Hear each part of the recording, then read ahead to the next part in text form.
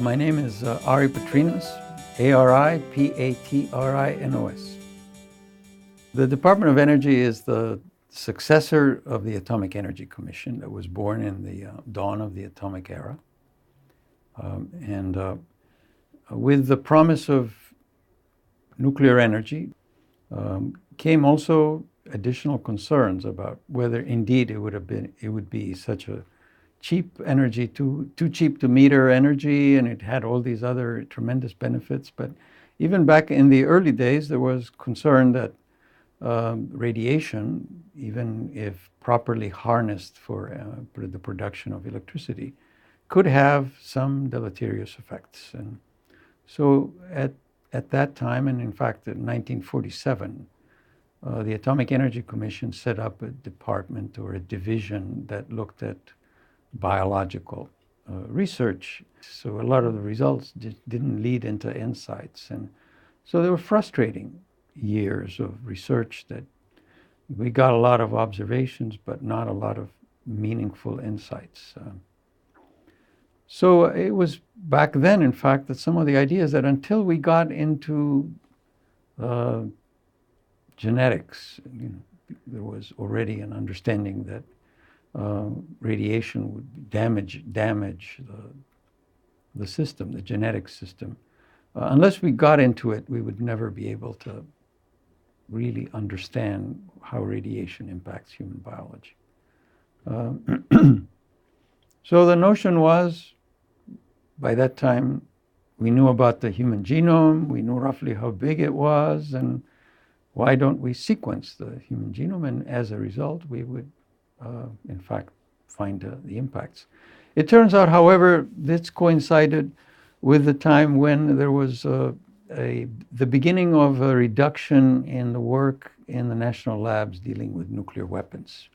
So there was some anxiety, as always happens in cases like this, among politicians, especially prominent senators in the key states where a lot of these people are employed, about what we're going to do with these very smart people when we start phasing down work in nuclear weapons.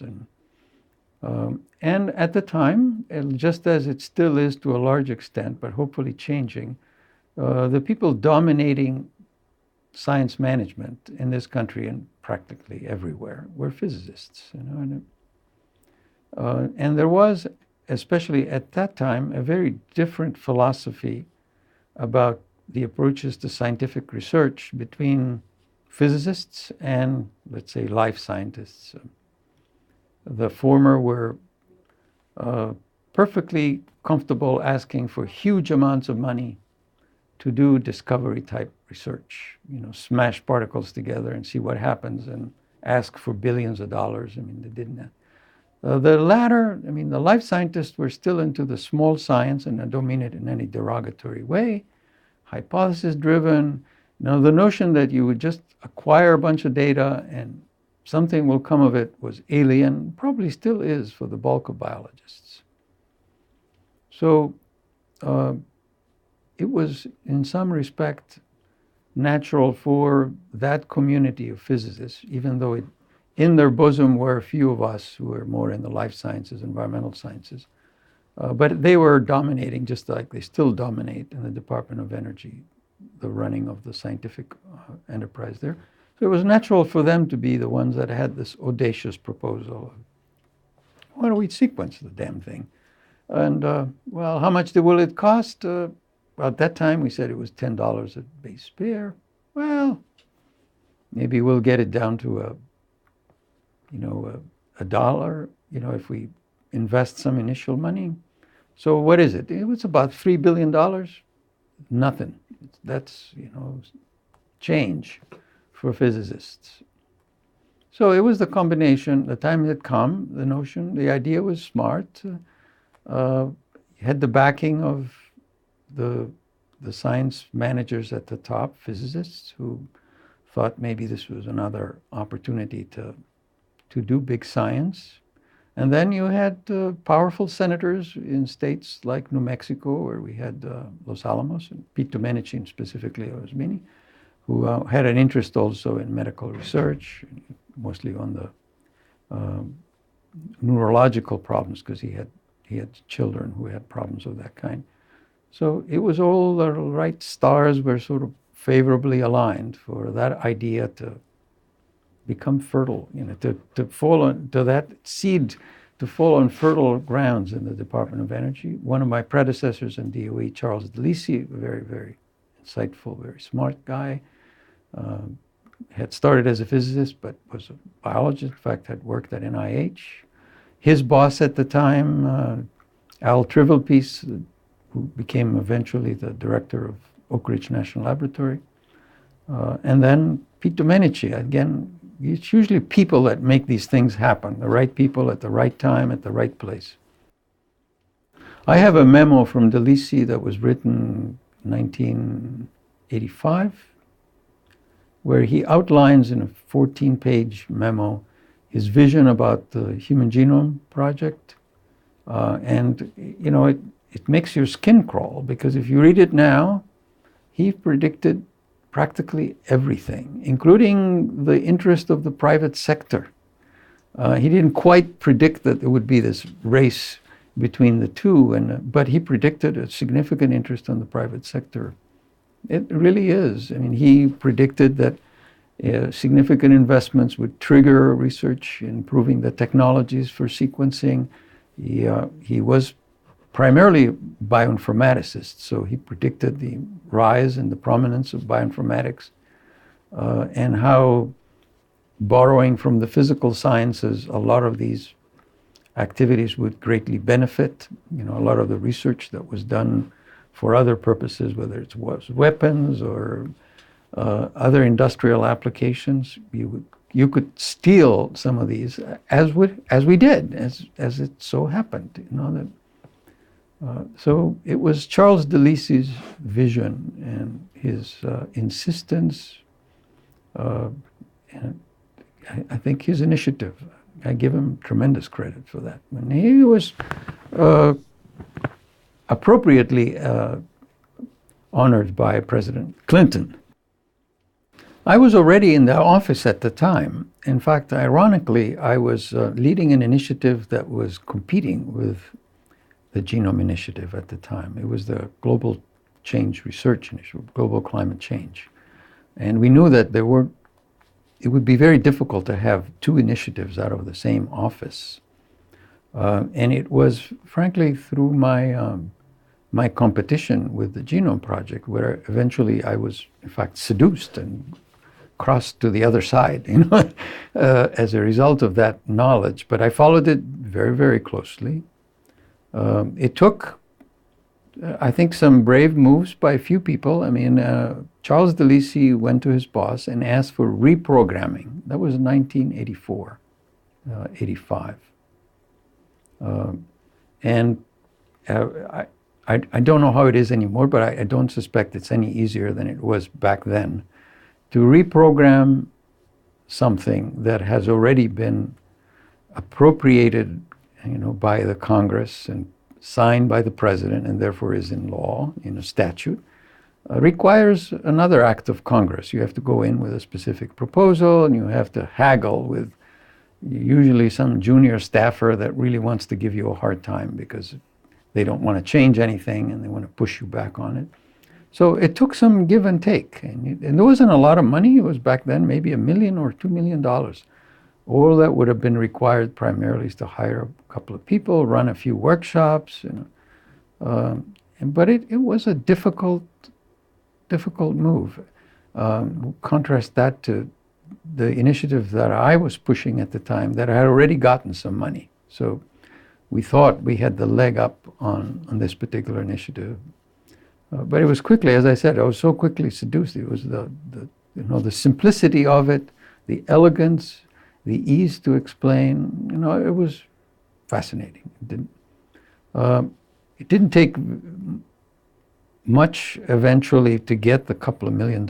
And once you got a couple of $1 million and you had the captive labs that you worked for you, and of course they were salivating with the opportunities that were obvious to some, especially since some of them were key scientists that had contributed ideas and had had exchanges with DeLisi. And And the other folks in the office, and I have to give tremendous credit to Dave Smith, who was the division director eventually for the life sciences and also worked for me for a short time when I followed Gallus, who followed DeLisi at that particular job. And people like Mar Fraser, who was with me to the end of the Human Genome Project. And they were the people that, in many respects, did the heavy lifting of writing the documents, translating the documents into bureaucraties so they could be easily sold. And, the day-to-day activities of putting together the workshops, inviting the right people, all this work that sometimes doesn't get praised, doesn't get recognized.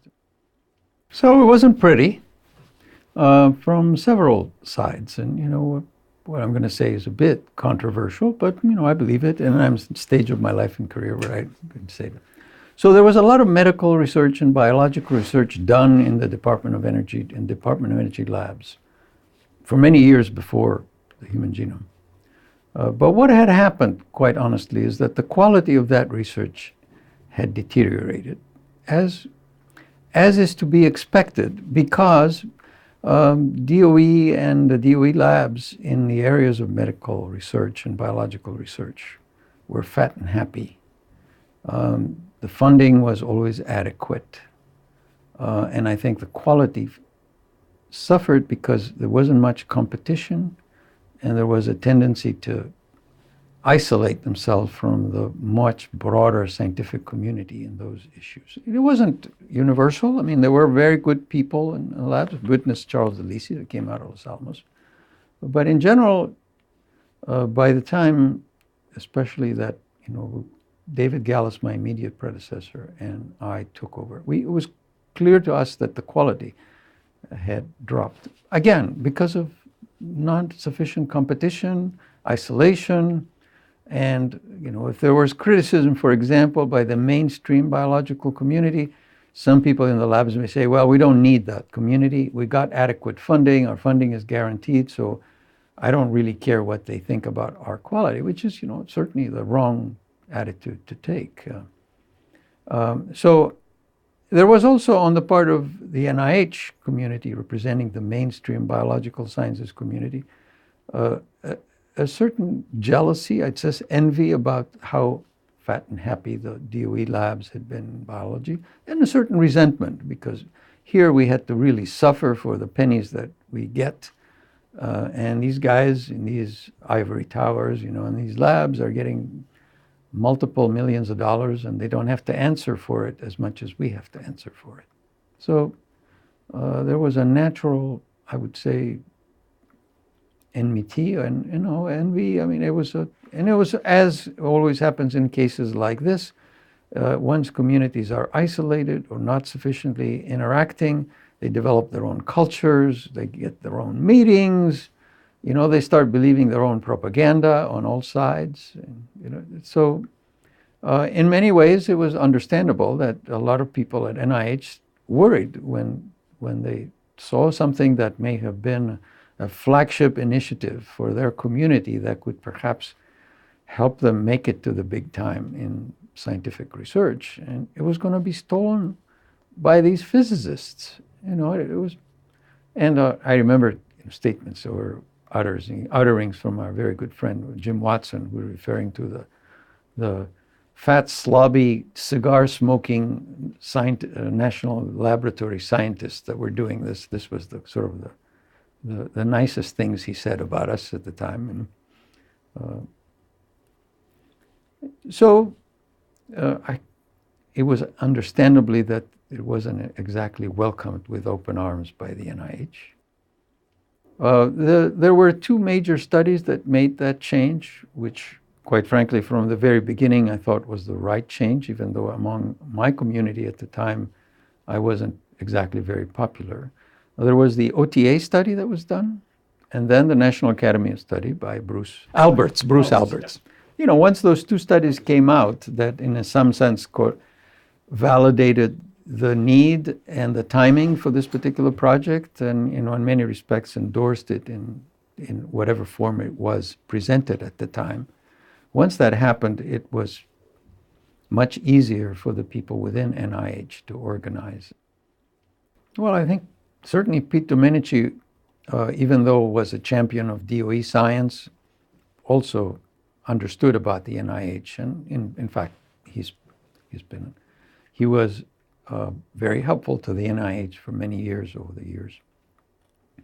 I wasn't, I was in government at the time, but I was in the trenches, so I didn't really have much access or knowledge about things at the higher levels. I know within the Department of Energy was Al Trivelpiece, the director of the Office of Energy Research, now called the Office of Science, who was the moving force, who was in fact, in many ways, also like me, seduced by this project, and he didn't do it just for his own aggrandizement, but I think he understood that this was something which time has come, and he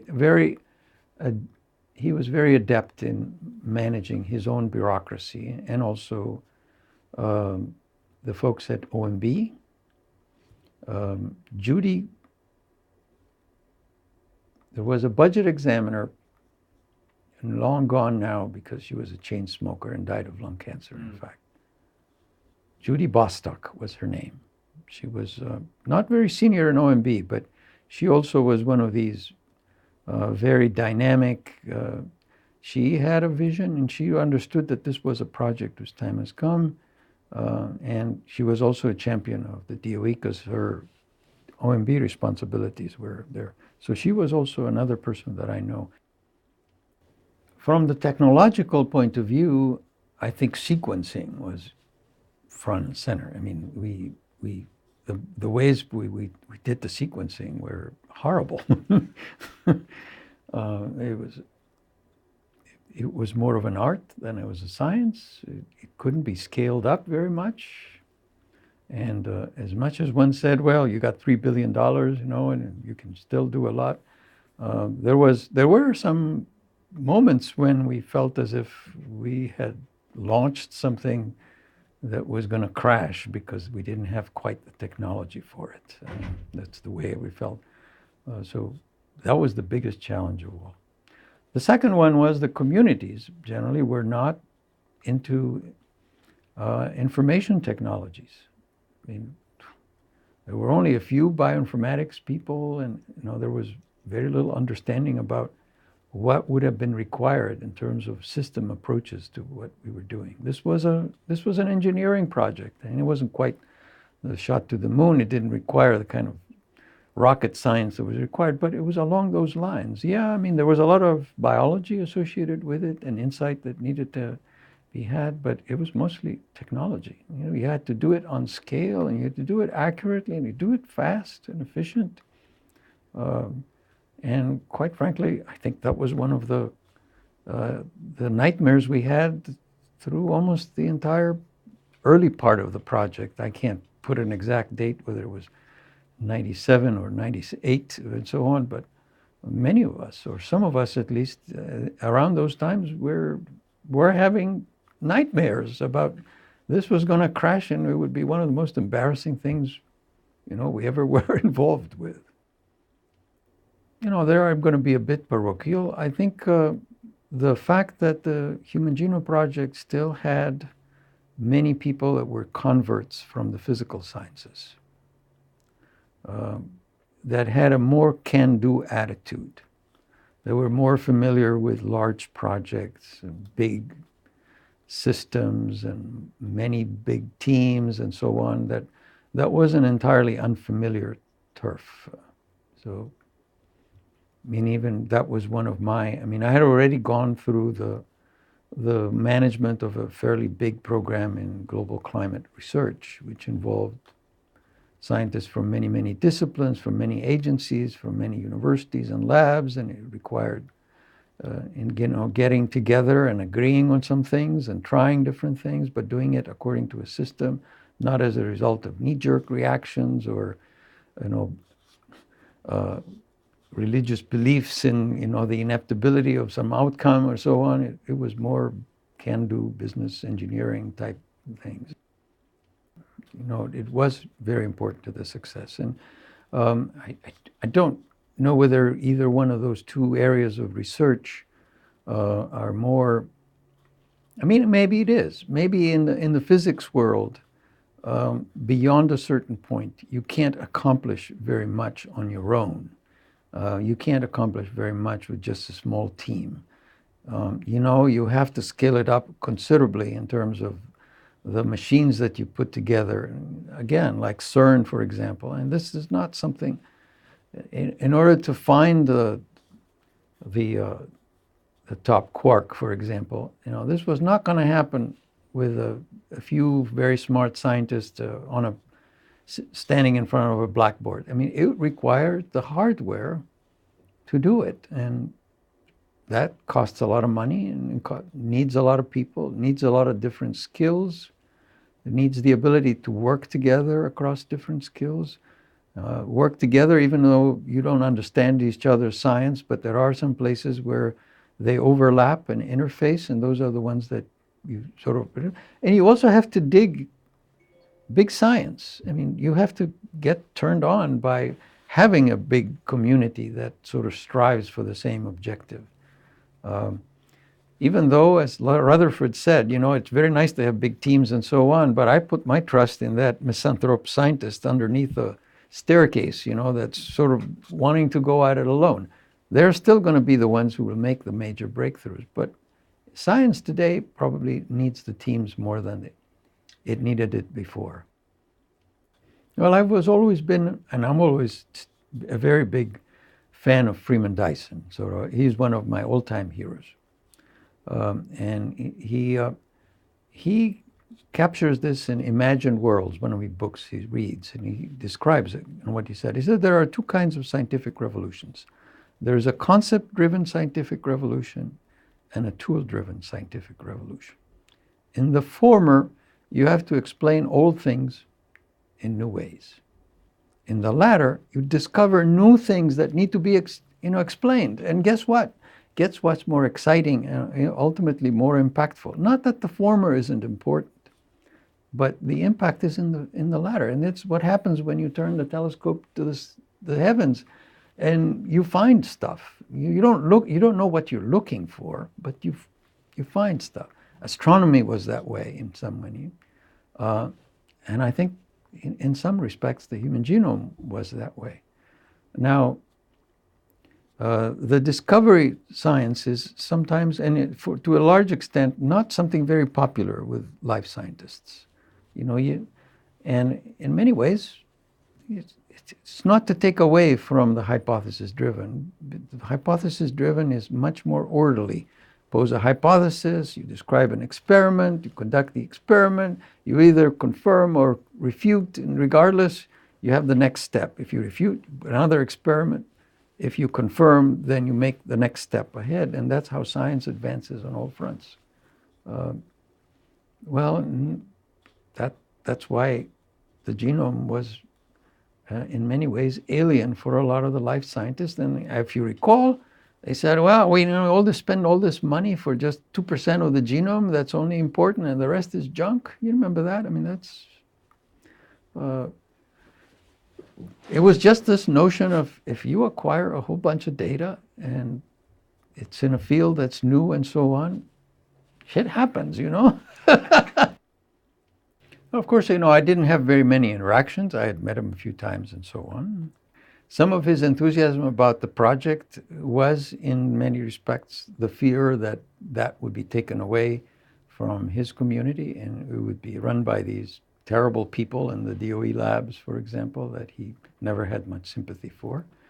And from his point of view, perhaps I can understand that. And so some of it may have been simply just basic human primatology.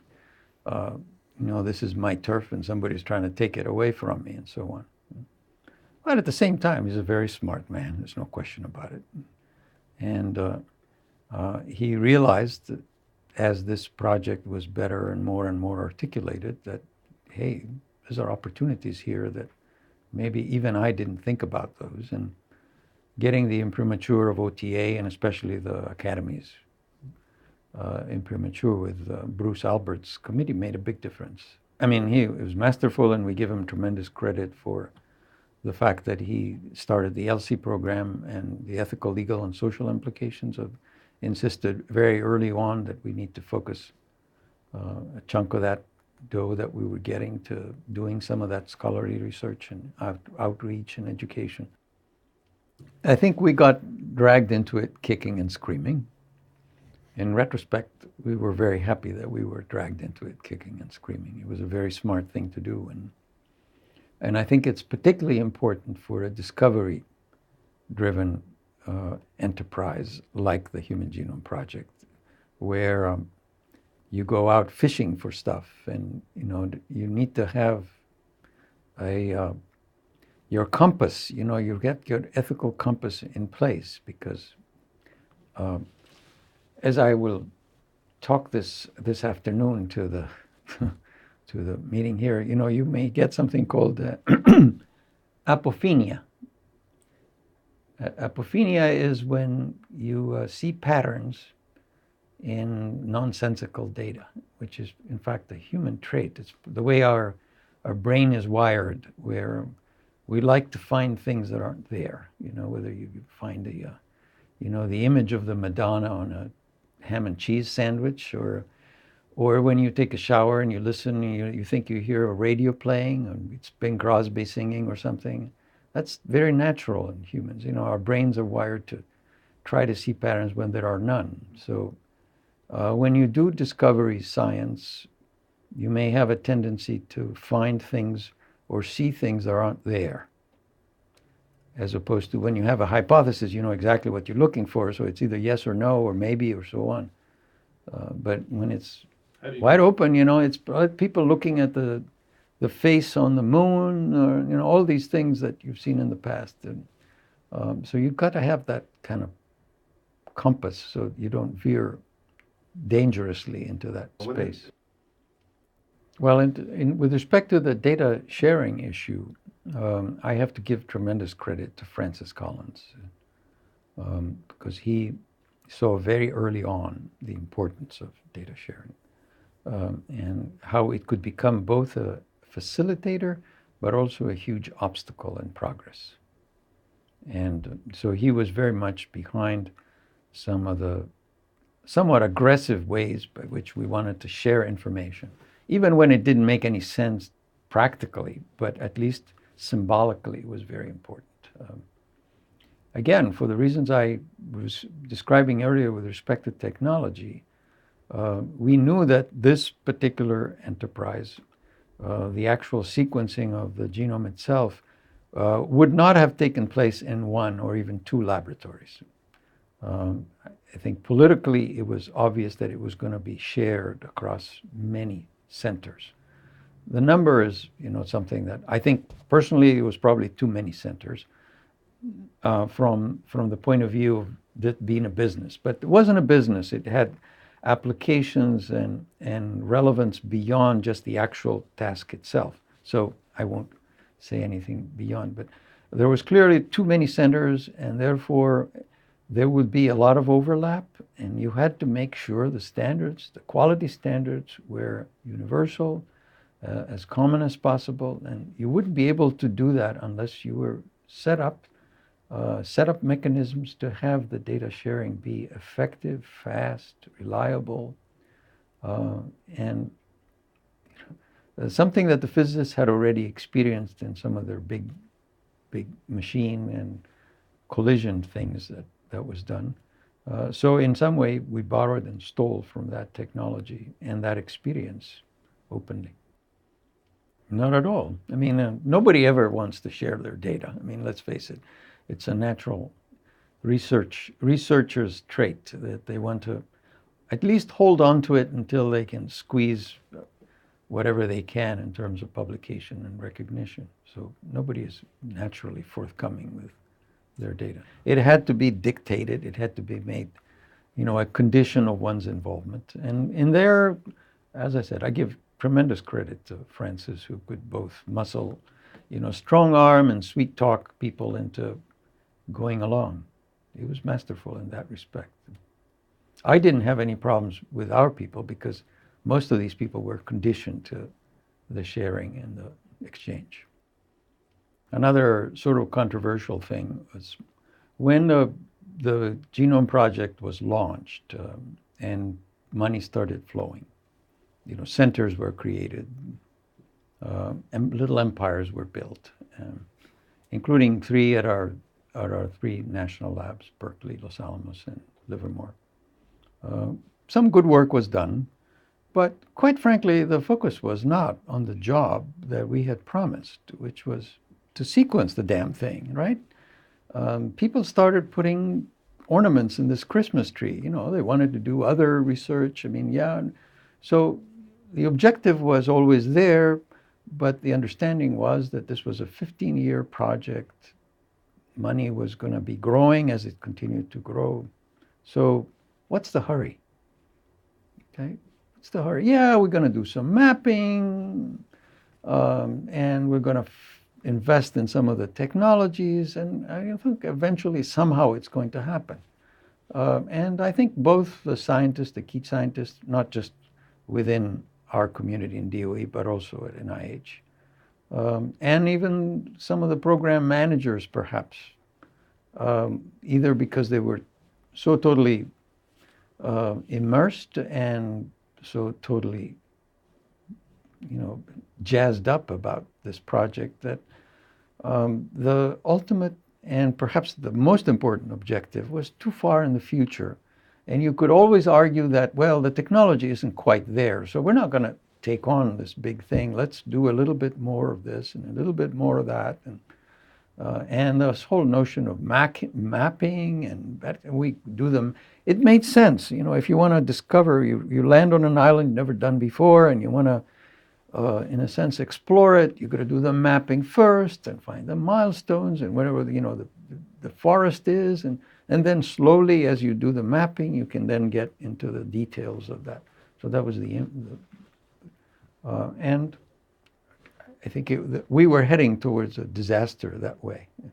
I think what Craig Venter did for us was a swift kick in the pants that sort of sobered us up and said, oh shit, we are, this guy is going to beat us, to it, and we're going to lose all this, and all this was a lot. It was little empires built and communities and cultures, and, scientists don't care much about money. So money, at least on the public side, was never a big thing, but it was prominence and glory and publications and, workshops. Well, I was lucky, of course, because I got to know him reasonably soon, and we hit it off very well. And in fact, when he sent me a proposal about shotgun sequencing, that was in '95. I was in the job just for a couple of years, 94, 95. So he sent me the proposal for Haemophilus, no, I'm no expert, but I really got interested in this, asked a few people cautiously because, this. And of course, the response I got, well, it probably won't work, but, it's kind of interesting, probably worth doing. So I tried to fund it, but it took longer. I had proposals in, and I wanted the reviews, and in fact, I overruled reviews. That's one of the benefits of being a DOE. They give you enough rope to hang yourself. So it's not like NIH where you just fund what the study section tells you. You can go against the reviews when you're in DOE. You can't do it all the time, and if you do it consistently, they finally get you. As I said, they give you enough rope to hang yourself. This was one of those cases where I overruled the reviewers.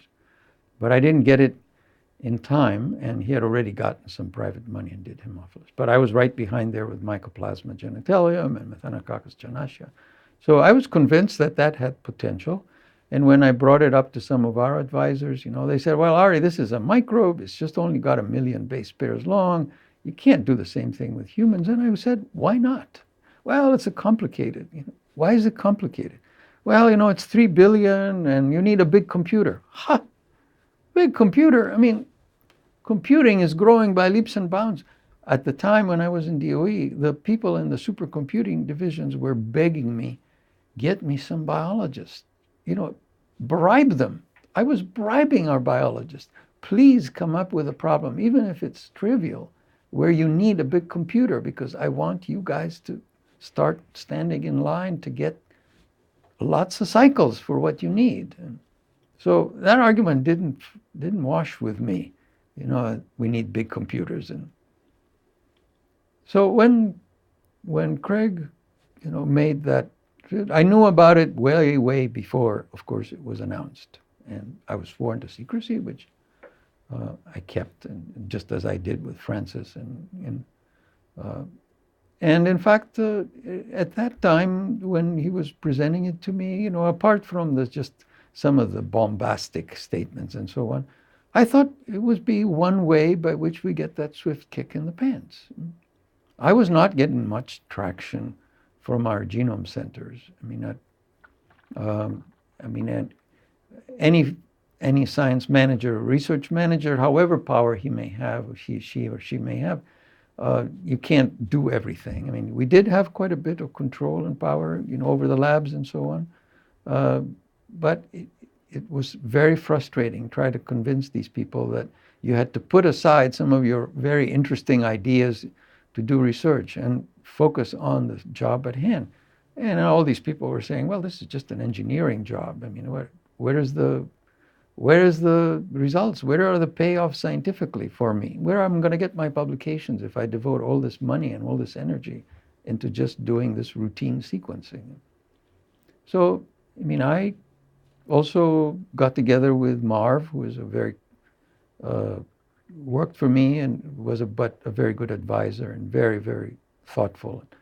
And we said, well, why don't we encourage this? Because it can force us to then heavily weigh on the labs to get on the job. And most of the energy was going into research. Some of it, I'm saying, is pretty good. A lot of it was genetics research. They all came from the genetics world pretty much that were leading this effort.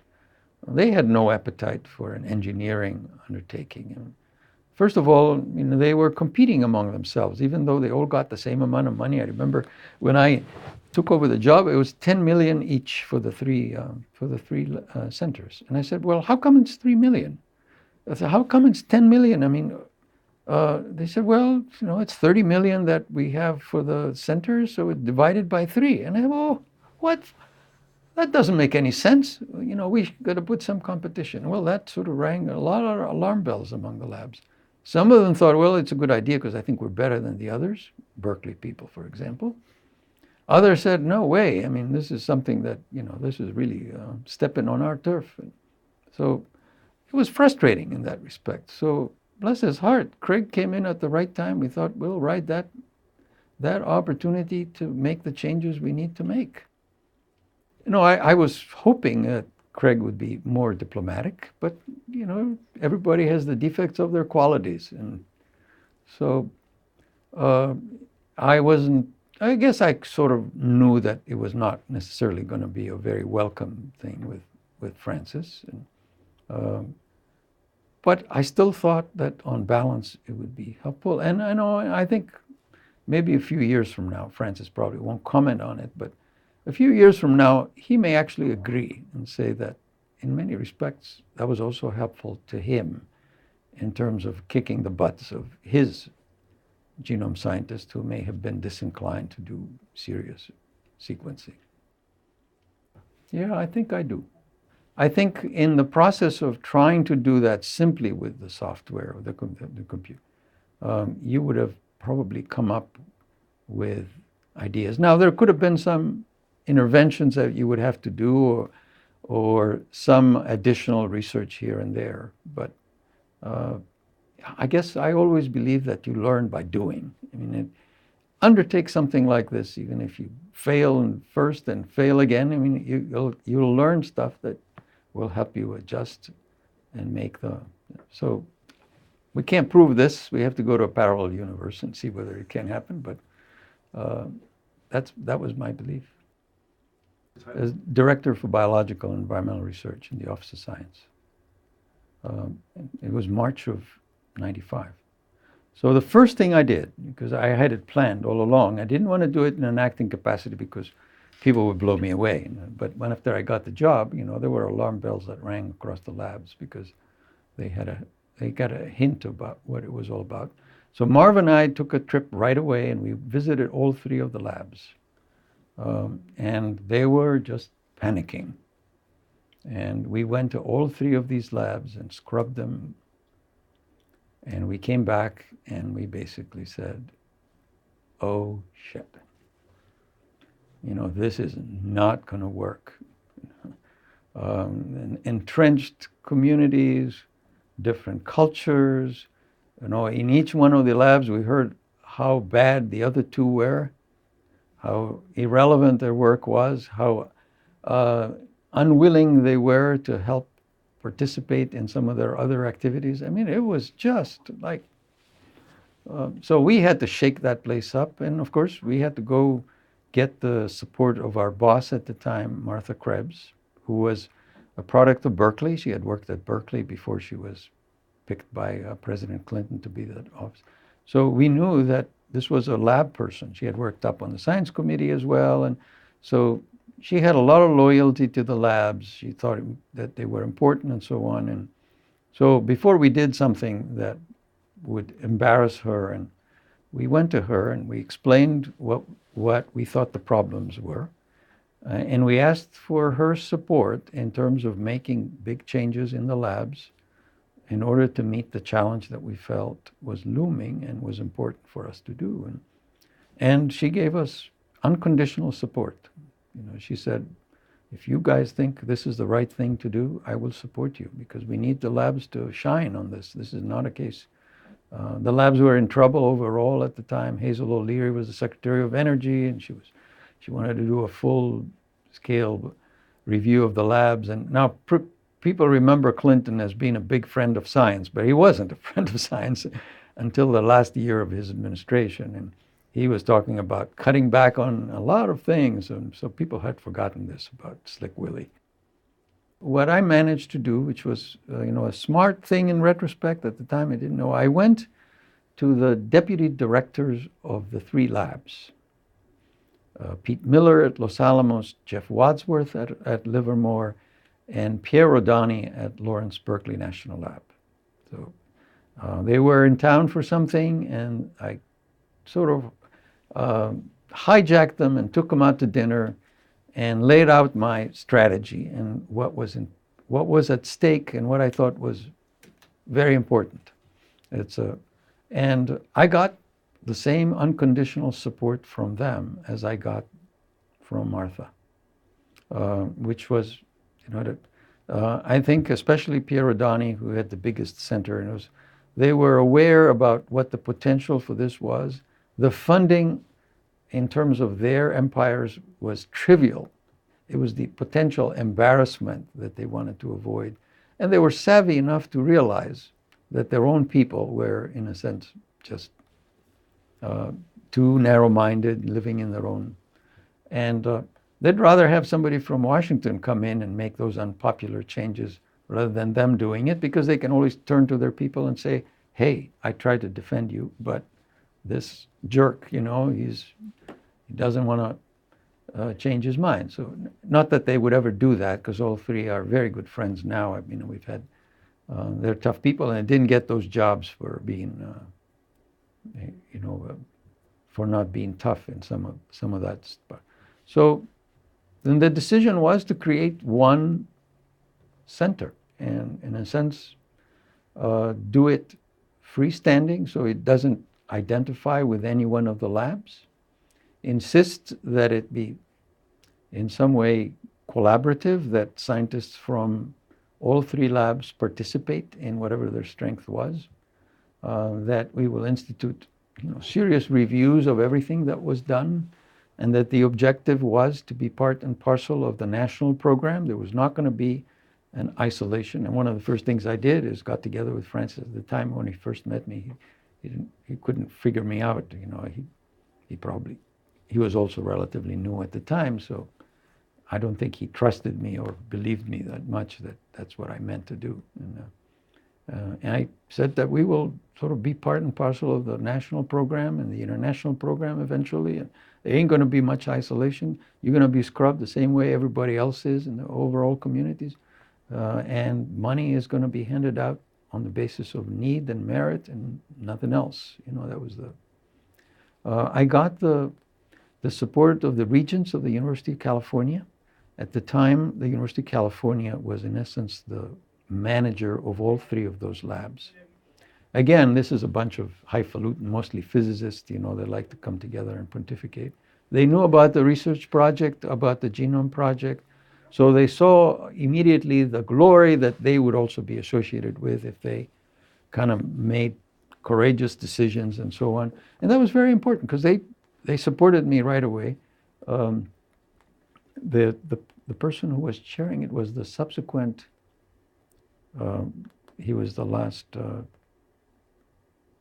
of the University of California at San Diego. There were a bunch of physicists there who really got it and in some way weighed in and provided support. Not that I didn't get the support I needed from the labs. There was a lot of howling, there was a lot of complaints and so on, but we rode that storm and we insisted. And the first thing we did, we wanted a leader, and we didn't want to get any of the three leaders that were already in place. Good scientists, good people. And we had already identified this odd guy, bioinformaticist, but originally physicist, who, whenever we would have some of these early workshops, because there were a bunch of workshops and meetings that we had, emergency and otherwise, Albert Branscombe. So I kind of liked that guy. I didn't know him before and so on. He was a little odd, mischievous and so on. And so we wanted, and he was the deputy to the director at Livermore, Tony Carano, passed away now, rest in peace. So we sprung this on people and said, the director of the JGI will be this guy, Albert Branscombe. And everybody said, Albert, he's just deputy to Carano. He doesn't know it. It turns out that was a very good choice. Albert understood. He was all for merit and for meritocracy and competition. He didn't have any delusions about NIH. I think he was one of those cases where he gave a hard time to everybody, his own people, us. But Marv and I wrote him, and he within a few months sort of got into the job and delivered. He understood what was important, a good sense of humor. I think we did our share, to be diplomatic. In many ways, more than just the quality of the product, which we can argue and debate for a very long time. Bottom line, again, controversial statement. The quality of our overall product was pretty poor of the old genome. If you look at it with today's standards, it's almost ludicrous. It's comical.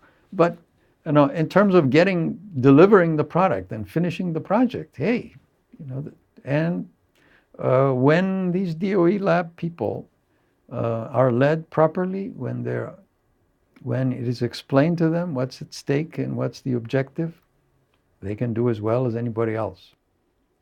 Lilia has been on our advisory committee and an integral part of our genome activities from the very beginning.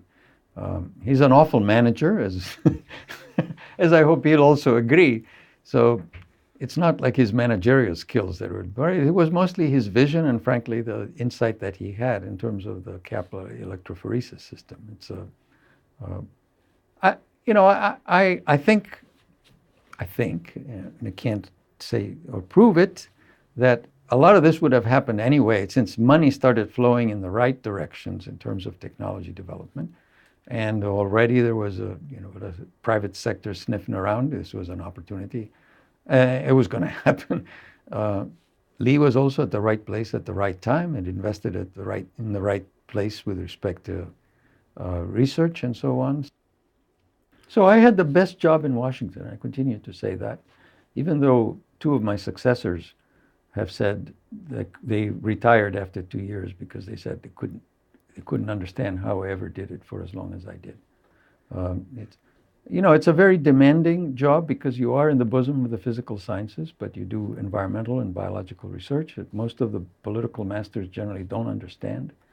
So you compete with the big boys and girls in the physical sciences, and frequently you lose out because you're not one of them. And that's, but that way you learn how to, in some way, wiggle through some of these challenges. You probably, the fact that you are continuously under attack. Every new administration that comes in says, why is DOE doing biology? That's the first thing. Presumably, NIH isn't behind that, but sometimes I wonder. There are probably some people at NIH that say, this is an opportunity to get rid of these guys. You know, they've been a thorn on our side, which is human nature. I don't. So anyway, by being in that frequently under attack, you develop certain instincts and you get some toughness, I guess, that helps you. And if you also work with many fields, because the program that I managed, you know, it had a huge component in global environmental change, had a structural biology component, had a nuclear medicine piece, had an environmental remediation effort, and then had the genomics thing, whether it was human or microbial. So, you know, running through all these fields and just having all the weekly workshop and getting into there and giving opening remarks and talking about your importance, your attention and your thinking about it, you know, it forces you to sort of take ideas from one place, apply them others where it makes sense, or try them out at least and see whether they fit or not. And so I was very lucky in that respect. That's why I said I had the best job in Washington. It was very stressful. You know, at the end, I knew that I had to go because it was taking too much out of me. But at the same time, it was a wonderful ride, and to be in touch with so many brilliant scientists in so many different fields.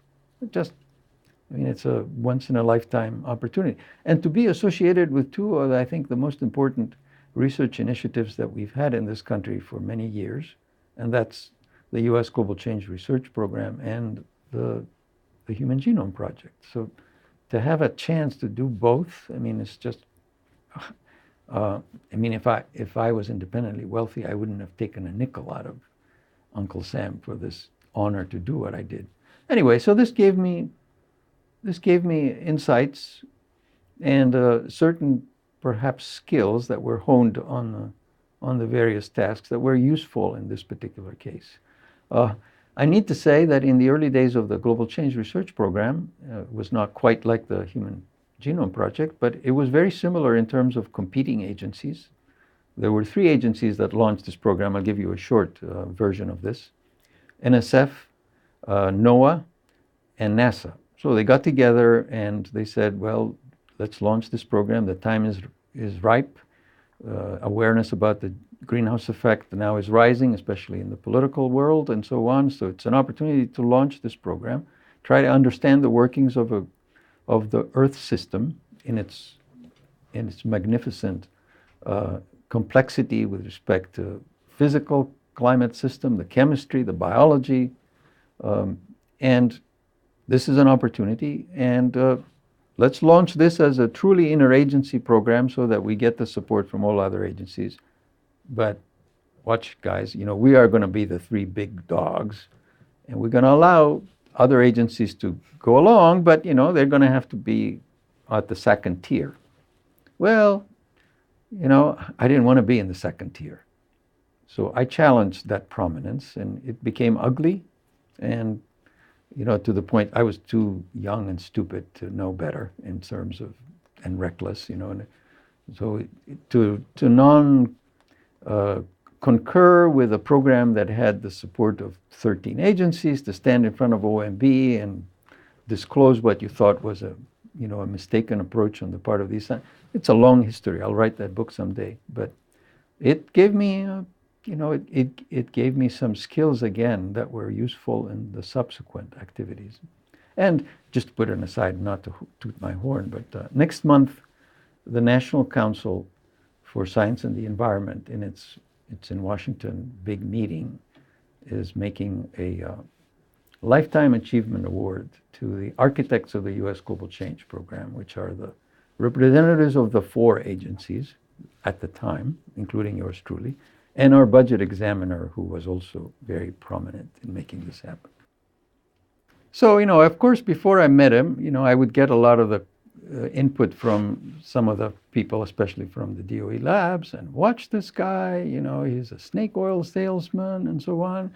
Well, the more I got to know Francis, the more I liked him, respected him. I mean, I was genuinely, still am fond of Francis. And yet, putting aside any of the work-related stuff, I mean, it's just, I am honored to have known him, to have worked with him, to have been his friend. And, the fact that he calls me his friend is something that I cherish immensely. He was my neighbor also for a bunch of years, and both he and Diane, we got to know them. But Francis is a very, very special human being. I mean, and I use that term for maybe a handful of people. Craig is probably another one, but not many more. But Francis is certainly a very special human being, incredibly talented, dedicated, genuine. I mean, almost to the point where you say, where's the catch? He must have something. I haven't found it. I don't think there is. It's just a genuine, wonderful human being. And so I was both extremely flattered to be sort of at the same table with him. I was, very, very and genuinely grateful for how he treated me as an equal in a lot of the interagency. He could have easily, especially during the Clinton years, blown us away, because DOE was in the doghouse. There were times when he could have very easily moved some levers, and he's also very politically adept, and we could have just disappeared. Instead, he didn't do that. I mean, he wanted genuinely to include us. Sometimes he had to be political. Sometimes he had to make decisions that were not popular with us or didn't necessarily help us. But in terms of the overall objective, I can't fault him in anything. I can't say the same thing about Varmus. I think he sometimes was a bit of a bully. Francis was certainly never with me a bully. To the extent that I can judge him, because he certainly is more experienced, knowledgeable in biology than I am. I've always been impressed by how much he knew, how much he learned quickly, how much he was willing to learn, how much he was willing to change his mind about things. Yeah, well, we did. I mean, there were times when, I'll give you one example, when we tried to do a deal with Celera. And at the time, it was not behind NIH's back. When things were starting to get real ugly, we thought that maybe if we could engineer or work some sort of even just meaningless agreement with Celera, and meaningless, I meant some sort of collaboration that didn't really mean very much, but at least on the surface it made it look good. Francis was willing to hear me out. He wasn't happy because at that time it had already turned ugly.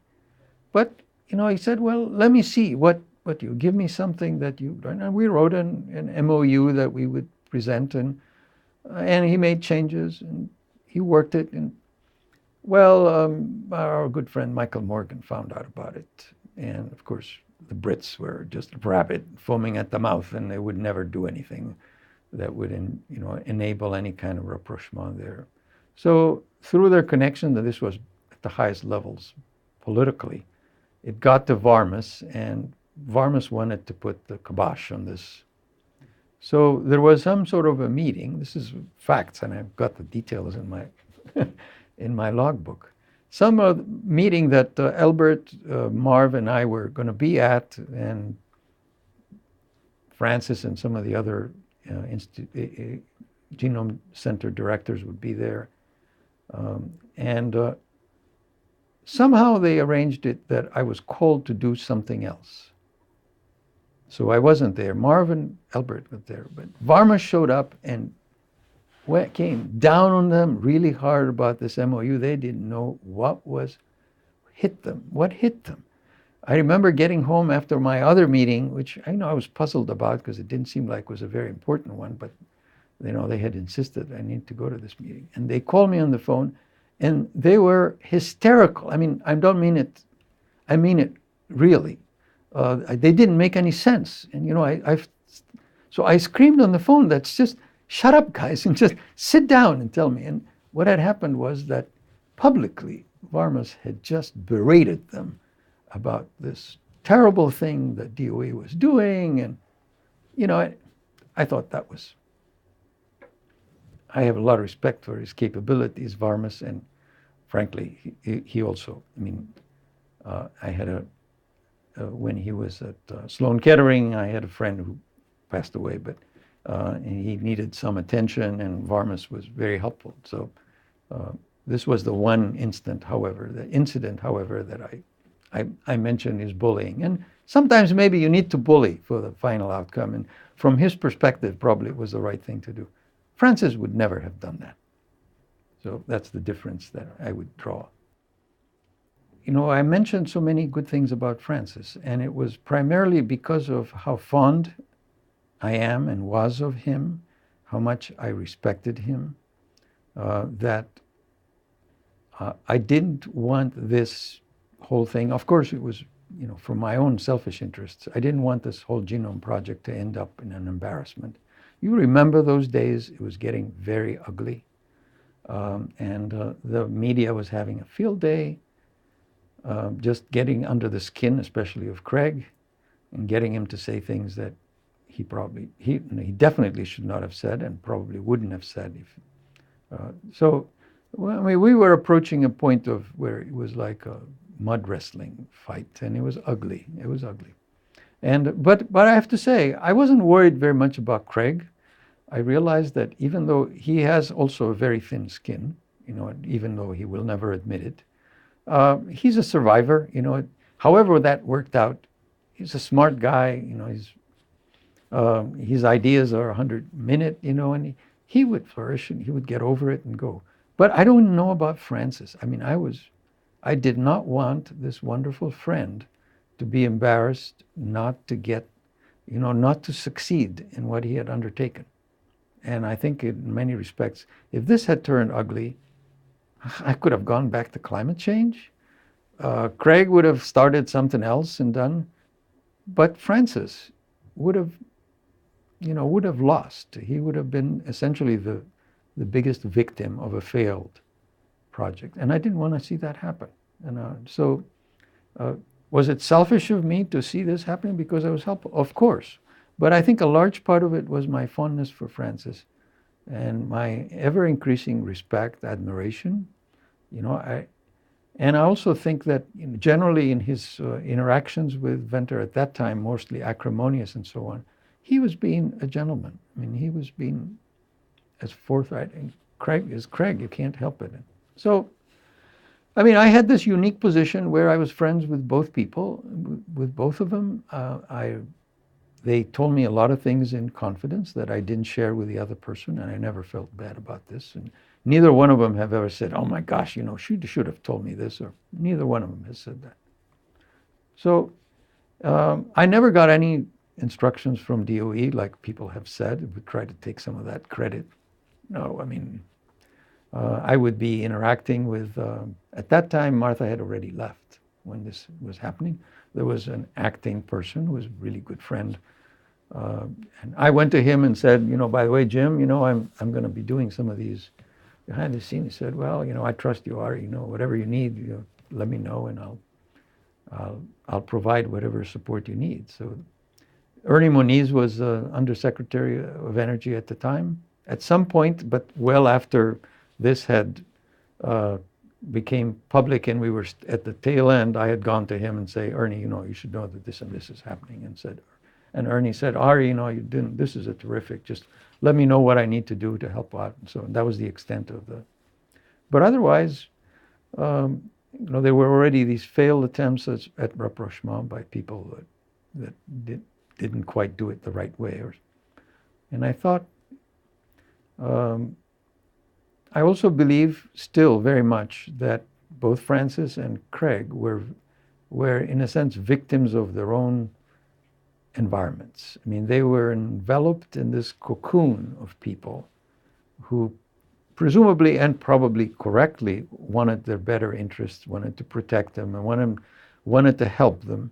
But all of these people also had their own interests, so I have the feeling, maybe even including you, I don't know. I mean, I'm just saying this was my perception that the advisors, the people surrounding Francis and the people surrounding Craig, and I know that for sure on the part of Craig, didn't want any rapprochement. I think there were this conviction that somehow we have to take this to the end and there's going to be one man standing, that there was not going to be any compromise. It was out of the question. And both sides felt that it was a done deal. And in some ways, understandably so. On the public, you don't screw with the U.S. government. I mean, let's face it. If you're going to embarrass the U.S. government, you're taking on a big risk. I mean, that would not have happened. On the other hand, if you still squash the Celera thing and so on, and you manage to do it and you only end up with one program, Craig would have been a hero. I mean, he would have been more famous than he is now because he took on the U.S. government and he lost, and all these things are not as perfect as they would have been had he survived. I think he would have done much, much better had he been squashed, frankly. That's he doesn't like to hear that, but it's true. So I don't think there was much support within the palace guards of those two individuals for any kind of serious rapprochement. So the only way to try to do something is to do it completely informally. And I had the right place, since I was a neighbor of Francis. I would get together with Craig on Sundays. We would walk his dogs in the park, and we would sort of exchange news, confidentially or otherwise. And that's when I kept telling Francis, let me try to do this. And he kept saying, well, I can't let you do this. I have to get buy-in from my center directors. I said, forget it. If you're trying to do that, it's never going to happen. Or get buy-in from Ruth, who was the director at the time. And I said, Francis, this is one case where I pushed him. And on the other hand, I went to Craig and I said, what would you think? Let's have a off-the-record conversation. And I think he was already starting to worry. He told Heather, at the time, who wasn't his wife, and his people there, and they all said, no, you don't want to do that. Let's just whip their ass, But Craig, bless his heart, I mean, he can be bombastic, flamboyant, short temper, but he's smart. I think he saw that this was probably for his own interest better, that Susan. So, he said, let's try it. And finally, at some point after continuous, at that time I was meeting with Francis for breakfast, if you recall, almost every week or every other week. Finally said, well, let's try it. So we got that first meeting. I asked my wife to take the girls were little at the time, and take them out to the mall for a couple of hours. And it was not at the basement, that first meeting, contrary to this. It was in our living room. We got pizza and some beer, and it was very awkward and nervous. They were both feeling as if they'd been beat upon. I mean, and maybe to some extent, although neither one of them ever admitted or said anything to that effect, that maybe they weren't exactly better or best served by their immediate advisors. That this was a case where they needed to show some leadership, and then just the fact that they felt that the media had not treated them fairly. That they both felt the media was not treating either one of them fairly. Now, they probably felt that the other person was treated much better. So I think this notion of feeling a bit as victims helped a little bit in terms of bonding them. And also another very important aspect that's not often mentioned in these descriptions of that time was that they're both scientists. I mean, yeah, they were ambitious. They're ambitious people and have other goals beyond. But science is very much at the heart of what they care for and hope for. So once you get them going on some conversations about science, I mean, immediately the bonding is very powerful. So it's just the fact that these two people, and I would sort of help the conversation and cut up the pizza and we get the beer and say a few things here and there, but it didn't take very long, and it didn't take very much for me to get them. And at the end I said, well, Cam, let's have another meeting. Looks like this may lead to something. And both said yes. That may have been one of my contributions because, it made sense. I mean, why have a winner? This is not all this business about, this is not a race, it's about the human race, all these things that we said, the highfalutin stuff that we said at the big event. And I think at that time, maybe both sides felt that was reasonable because the risk of alternatives was unwelcome. And then I think probably Craig, both of them had a hard time selling it but probably Craig had a harder time than Francis. Because, the Celera people were very arrogant and very sure of themselves, and they felt they had the wind in their back, and let's face it, the media and the popular news was on their behalf. It was David versus Goliath and those kinds of things. So, I think none of them, and they're great scientists also, had any clue about politics. I mean, bless his heart, Ham Smith was totally clueless. All the other people in this, the only savvy person there was Heather, who was negative to this because she felt that Craig had the upper hand. And we've had a couple of conversations with Heather since, but it's sort of water over the dam. Yeah, it was a great day. It was a great day. It was tiring. We were all exhausted. And by then, of course, the people in DOE had found out about it. So I had briefed Ernie, but Ernie was sort of my shield. And Bill Richardson discovered the Human Genome Project, bless his heart, another bigger than life character.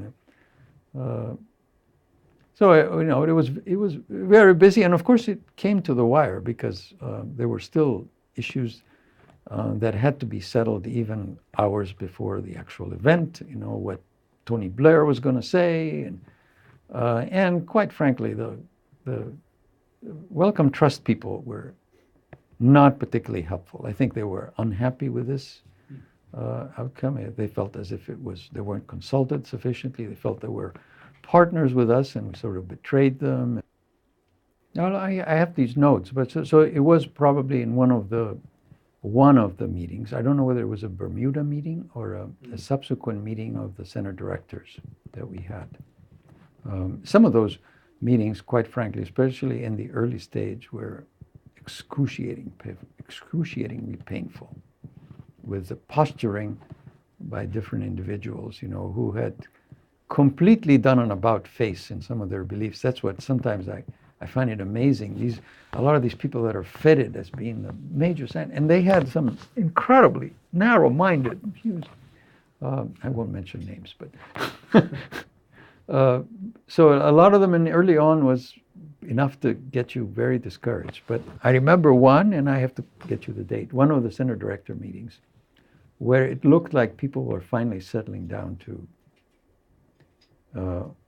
doing the job. I mean, we all sort of got a pretty good understanding about how variable the quality was going to be. Some of the centers were not as good as others in terms of the quality, and of course we had, for political reasons, brought in the G19 or 20, or Francis called it, all these little countries or big countries that had small centers, and they, for political purposes and ones that I endorse fully, had contributed pieces that would actually impact the quality overall.